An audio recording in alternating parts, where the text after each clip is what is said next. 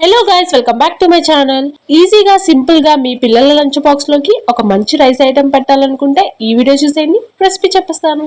ముందుగా ఒక కడాయిలో ఆయిల్ వేసుకొని బంగాళదుంపల్ని చిన్న చిన్న ముక్కలుగా కట్ చేసుకొని ఆయిల్లో బాగా డీప్ ఫ్రై చేసుకోండి. బాగా డీప్ ఫ్రై అయ్యాక ఒక ప్లేట్లోకి తీసేసుకోండి.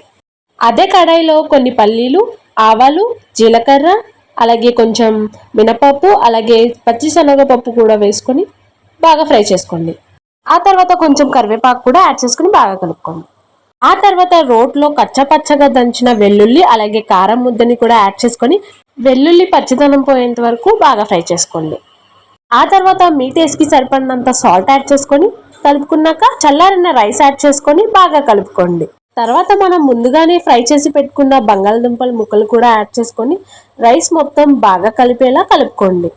ఒక 5 నిమిషాలు అయ్యాక స్టవ్ ఆఫ్ చేసుకుంటే simple and easy potato garlic rice అయితే రెడీ అయిపోయినట్టే. మరి మీరు కూడా తప్పకుండా ట్రై చేయండి, అస్సలు వదిలిపెట్టరు.